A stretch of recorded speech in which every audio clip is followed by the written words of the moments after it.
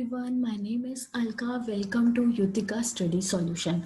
आज हम पढ़ेंगे कम्युनिकेशन के बारे में। कम्युनिकेशन या फिर बिजनेस कम्युनिकेशन, ये एक ऐसा प्लेटफॉर्म है जो आपको 11th 12th बीकॉम और बीबीए के कोर्सेज की स्टडीज़ प्रोवाइड करता है। हम यहाँ हैंड रिटन नोट्स भी आपको प्रोवाइड करते हैं, क्योंकि एज जो भी हमारी कंडीशंस चल रही हैं, हमारी कंट्री की कंडीशंस चल रही हैं, उसमें फिजिकल एजुकेशन या फिर एजुकेशन जैसे हम पहले पढ़ा करते थे स्कूल्स में, कोचिंग्स में, वो अभी पॉसिबल नहीं है। तो हमारा ये चैनल आपको हेल्प करेगा, एक ऑनलाइन प्लेटफॉर्म प्रोवाइड करेगा, एक गाइडेंस प्रोवाइड करेगा, ताकि आपको पूरे कोर्स कॉन्सेप्ट्स अच्छे से समझ आ जाए। तो वीडियो स्टार्ट करने से पहले हम थॉट ऑफ द डे देखते हैं। आज की थॉट ऑफ द डे है slow and study wins the race. इसका ये मतलब है कि कोई भी चीज़ जब हम स्टार्ट करते हैं तो उसको स्लो करना चाहिए और स्टडी करना चाहिए। स्टडी मतलब होता है लगातार। कोई भी चीज़ अगर आपको अपनी लाइफ में हासिल करनी है तो वो एक ही दिन में रिसीव नहीं होती है। इसीलिए हमको भले स्लो जाना चाहिए, बट उसमें हमको लगातार मेहनत करनी चाहिए। इस आपने ये वाली जो कोट है वो टॉर्टॉइस और रैबिट के केस में सुना होगा। रैबिट बहुत हड़बड़ाता है अपनी रेस को कंप्लीट करने के लिए, फिर एक पेड़ के नीचे वो बैठ जाता है। बट जो टॉर्टॉइस होता है वो भले ही स्लो चलता है, बट वो क्या करता है, वो रेगुलर चलता है। तो वैसे ही हमें इससे ये मॉरल ऑफ द स्टोरी ये मिलता है कि भले हम कोई भी काम कर रहे हैं तो वो हो सकता है कि एक स्लो पेस पे हो, पर उसका स्टेडी मतलब कि लगातार रहना ज़रूरी है, ताकि हम अपनी मंजिल को पा सकें। चलिए आगे बढ़ते हैं। देखिए, ये वीडियो उन लोगों के लिए बहुत इम्पॉर्टेंट है जो क्लास 12th में है, क्योंकि बिजनेस कम्युनिकेशन या फिर कम्युनिकेशन उनको काम आएगा। बीकॉम फर्स्ट ईयर में भी ये बिजनेस कम्युनिकेशन है, बीबीए में है। और टॉपिक जो मैंने यहाँ पे सब्जेक्ट लिया है वो है प्रिंसिपल्स ऑफ मैनेजमेंट। जो लोग एमबीए कर रहे हैं, एनटीए नेट पेपर 1 में भी कम्युनिकेशन को कवर करते हैं। तो ये सब उन लोगों तक आप शेयर कीजिए, ये बहुत ही यूजफुल वीडियो होने वाला है। चलिए, आज हम पार्ट 1 के बारे में पढ़ेंगे। पार्ट 1 में हम क्या क्या डिस्कस करने वाले हैं इसमें। सबसे पहले मीनिंग, डेफिनेशन, कैरेक्टरिस्टिक्स और डायग्राम। कम्युनिकेशन, जैसे कि आप जानते हैं कम्युनिकेशन, यहाँ आपको ये पता होगा कि कम्युनिकेशन मतलब होता है बातचीत। अब बातचीत करना कितना इम्पोर्टेंट है, ये समझने के लिए हम आगे बढ़ेंगे। इसमें देखिए, ये सबसे इम्पोर्टेंट है कि कम्युनिकेशन वर्ड कहाँ से आया है। कम्युनिकेशन वर्ड आया है लैटिन वर्ड से, जो है कम्युनीज, और उसका मतलब होता है कॉमन। कम्युनिकेशन कॉमन है आइडियाज, थॉट्स और इमोशंस को एक्सचेंज करने के लिए हम जो भी वर्ड्स का यूज़ करते हैं, ठीक है, उसे हम कम्युनिकेशन कहते हैं। अब कम्युनिकेशन की डेफिनेशन क्या होगी, अगर आप कोई भी गूगल सिंपली करते हैं तो आपको बहुत सारी डेफिनेशन कम्युनिकेशन की मिल जाएगी। कम्युनिकेशन मतलब होता है exchange of thoughts, exchange of views and exchange of emotions. मतलब अगर दो लोग, ठीक है, अगर दो लोग कहीं पे एक जगह पे बैठते हैं, फॉर एग्जाम्पल एक पार्क में दो व्यक्ति बैठे हैं, एक का नाम है राम, दूसरे का नाम है श्याम। अगर उन दोनों एक दूसरे को जानते हैं और वो लोग बात कर रहे हैं किसी भी टॉपिक में, तो वो क्या कर रहे हैं, कम्युनिकेट कर रहे हैं। अब कम्युनिकेशन अगर हम बात करें तो बहुत ही ज़्यादा एसेंशियल है। ये चीज़ आपको ध्यान रखनी पड़ेगी कि अगर आपका सब्जेक्ट बिजनेस कम्युनिकेशन है तो कम्युनिकेशन की मीनिंग तो सेम रहेगी। बिजनेस कम्युनिकेशन मतलब क्या होगा कि कम्युनिकेट करना बिजनेस में। अब बिजनेस कम्युनिकेशन में जो मीनिंग रहती है, डेफिनेशंस रहते हैं, वो किसके कॉन्टेक्स्ट में रहेंगे, बिजनेस के कॉन्टेक्स्ट में रहेंगे, है ना। तो बिजनेस कम्युनिकेशन में कौन कौन से कम्युनिकेशन आ जाएंगे, जो हम अपने एम्प्लॉयज़ के साथ करेंगे, जो हम अपने सबॉर्डिनेट्स या सुपीरियर्स के साथ करेंगे। तो आपको ये बात समझ में आएगी कम्युनिकेशन क्या होता है। अब कम्युनिकेशन सबसे ज़्यादा इम्पॉर्टेंट ये है, इसमें आपको ध्यान रखना कि कम्युनिकेशन के लिए एटलीस्ट दो लोगों की ज़रूरत है। हम किसी भी एक पर्सन अकेले ही कम्युनिकेट नहीं कर सकता। हाँ, इसमें एक कॉन्ट्राडिक्टरी स्टेटमेंट ये बोल सकते हैं कि सेल्फ कम्युनिकेशन भी होता है, खुद से बातचीत भी होती है, बट कॉमनली अगर हम बात करें तो एटलीस्ट वन सेंडर होना चाहिए, एक मैसेज होना चाहिए और एक रिसिपेंट होना चाहिए। तो हम ये बोल सकते हैं कि कम्युनिकेशन क्या होता है, एक्ट ऑफ ट्रांसफरिंग इंफॉर्मेशन।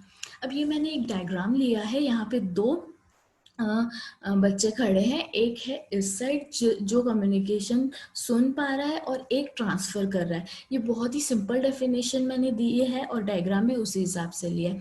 बीच में जो आप देख रहे हैं ये कभी कभी नॉइस क्या होता है, इंटरप्ट करता है। जैसे बहुत ही हैवी रेनफॉल है, ठीक है, और आप किसी से बातचीत कर रहे हैं और बीच में थंडरिंग की आवाज़ आ गई, तो ये क्या होगा, नॉइस होगा।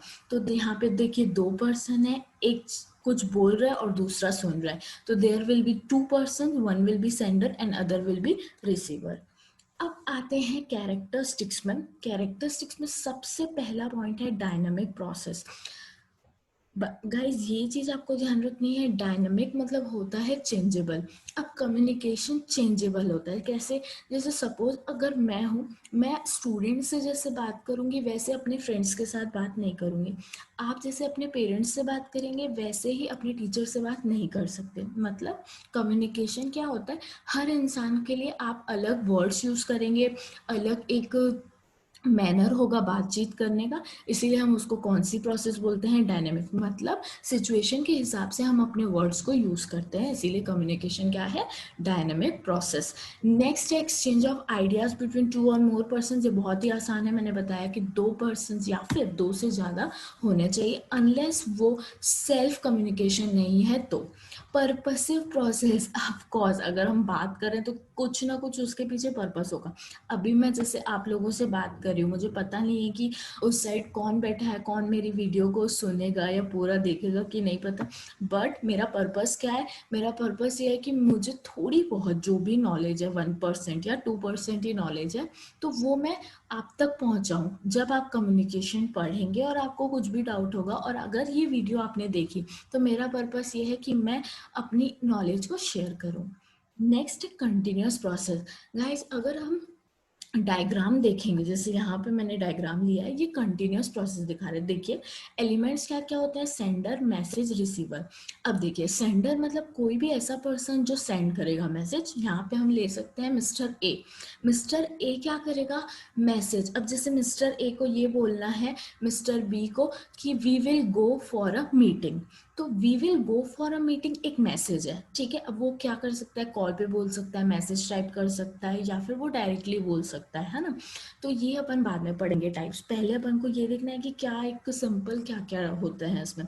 तो पार्ट 1 सिर्फ इसी के बारे में है कि सिंपल डायग्राम क्या है, सेंडर, मैसेज, रिसीवर। अब देखिए यहाँ पे एक बात आती है, नीचे लिखा है फीडबैक।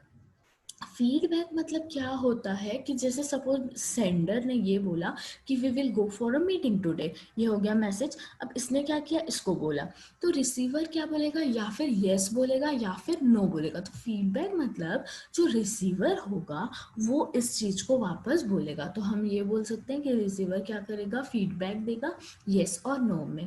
तो इसीलिए ये क्या है, कंटिन्यूस प्रोसेस है।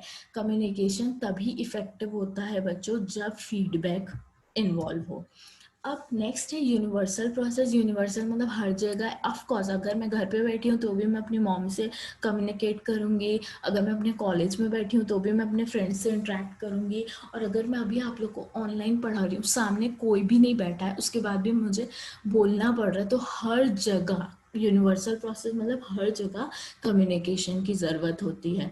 नेक्स्ट है इट इज़ अनअवॉइडेबल, हम इसको अवॉइड नहीं कर सकते, मतलब हर जगह कम्युनिकेशन की ज़रूरत है। फॉर एग्जांपल कभी कभी ऐसा भी होता है कि हम अपने आईज से ही हाँ या ना बोल देते हैं। जैसे हमारे आई, आज अगर सपोज मुझे बहुत गुस्सा आ रहा है तो मेरी आईज क्या कर देती हैं, कम्युनिकेट कर देती हैं। हो सकता है मैं नहीं बोलना चाहती हूँ कि मुझे गुस्सा आ रहा है, बट जो मुझे देखेगा वो मुझे देख के समझ जाएगा कि इसको गुस्सा आ रहा है, कैसे, आईज से। तो अनअवॉइडेबल मतलब हम चाह के भी ऐसा नहीं कर सकते कि नहीं आज मुझे कम्युनिकेशन नहीं करना, आज तो सारा दिन मुझे बिल्कुल कुछ बोलना ही नहीं है। अगर आप नहीं भी बोलोगे तो भी आप जो नॉन वर्बल कम्युनिकेशन होता है उस कैटेगरी में आओगे, जिसमें क्या होता है, साइंस होती है, जिसमें हम आगे पढ़ने वाले हैं पार्ट 2 में। लास्ट है इसमें two way traffic. Two way traffic क्यों बोल रहे हैं, जैसे कोई भी इंसान अगर किसी को कुछ बोल रहा है, जैसे इसमें डायग्राम में मैं बता रही हूँ, टू वे ट्रैफिक मतलब ये अगर सपोज इसको कुछ बोल रहा है, ठीक है, मिस्टर ए, जैसे मैंने एग्जांपल दिया, मिस्टर ए इसको कुछ बोल रहा है, तो टू वे ट्रैफिक मतलब ए को समवन विल बी देयर तभी वो कुछ बोलेगा, ठीक है। तो कम्युनिकेशन टू वे ट्रैफिक होता है, मतलब there should be at least two parties involve, कि एक अगर कुछ बोल रहा है तो सामने वाला कुछ सुने। फॉर एग्जाम्पल जैसे कि मैं अभी बोल रही हूँ, ठीक है, मैं अभी बोल रही हूँ, ये एक रिकॉर्डेड वीडियो है, बट मेरा जो पर्पस है ये सक्सेसफुल तब होगा जब आप इस चीज को समझेंगे कि मैंने क्या बोला। जैसे फॉर एग्जांपल ये जो टॉपिक है ये है कम्युनिकेशन के ऊपर। तो कम्युनिकेशन, मैं यहाँ पे सेंडर हूँ, ठीक है, मैं अपनी बात रख रही हूँ। मैसेज मतलब ये है, मीडियम है जिससे हम बातचीत कर रहे हैं। फॉर एग्जांपल यहाँ पे क्या होगा, यूट्यूब, ठीक है। और रिसीवर कौन होंगे, रिसीवर होंगे आप। अब अगर आप सपोज मुझे कमेंट करते हैं कि ma'am this video we liked और वी हैव नॉट लाइक्ड, जो भी आप फीडबैक देते हैं, जैसे कुछ बच्चों का कमेंट्स आता है, ठीक है, तो वो मेरे लिए क्या होगा, फीडबैक होगा। तो आपको समझ में आई टू वे ट्रैफिक क्या है। टू वे ट्रैफिक मतलब अगर सपोज मैं कुछ बोल रही हूँ तो आप उस चीज़ को समझ के रिप्लाई करेंगे तो ही हम कम्युनिकेट कर पाएंगे। अगर आपने कम्युनिकेशन किया तो फिर हम नेक्स्ट वीडियो बनाएंगे तो हमको समझ आएगा कि हाँ इसमें बच्चों को ये प्रॉब्लम आ रही है। तो गाइज, अब जो नेक्स्ट जो वीडियोस आएंगे वो पार्ट 2 और पार्ट 3 पार्ट 4 कंसिक्वेंटली आएंगे कम्युनिकेशन के। तो तब तक प्लीज बने रहिए। यही था हमारा आज का वीडियो। अगर आपको हमारा वीडियो अच्छा लगा तो प्लीज हमें मोटिवेट कीजिए by clicking like button, share it and subscribe our channel. Also if you like this video please share your suggestions, और आप हमें ये बताइए कि आपको कौन सा ऐसा टॉपिक है जो नहीं समझ में आ रहा है, ताकि हम उस पर नेक्स्ट वीडियो बनाएं। Thank you so much.